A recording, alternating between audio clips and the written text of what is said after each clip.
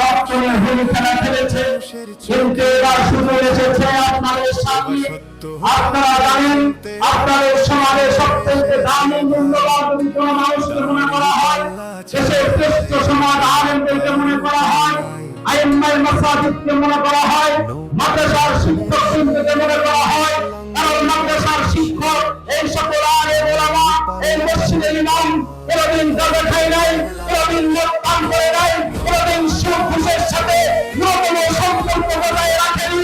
সুতরাং সুদারোরা সুদমুক্ত হয় না, ঘুষখোর তারা ঘুষমুক্ত হয় না, খুনিদের তারা খুনমুক্ত হয় না।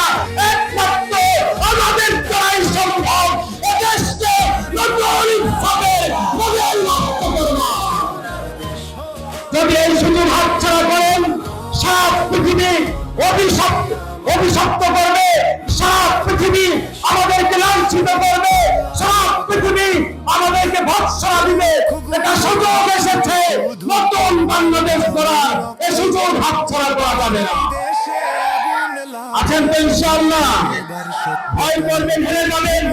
ভয়কে জয় করে আগামী দিন নতুন এক ইনসাফের মডেল রাষ্ট্র, কোরআনের মডেল রাষ্ট্র, ইসলামের শরিয়ার মডেল রাষ্ট্র তৈরি করা হবে, যেখানে আমার দুশ্মনও আমার হাত থেকে নিরাপদ থাকবে। ঠিক না ঠিক?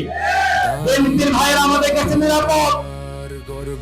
আওয়ামী লীগের যদি কেউ অন্য বিচার না করে থাকে, তারাও আমাদের হাত থেকে নিরাপদ। ঠিক না ঠিক?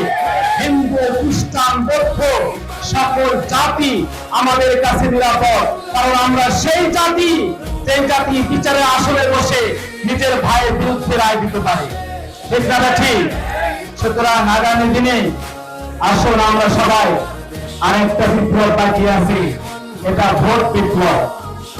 কি বিপ্লব বলেন?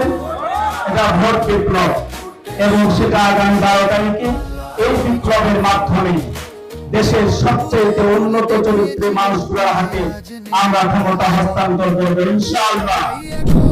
পালিয়েছে দাঁড়ি পাল্লা আছে দেশে এবার।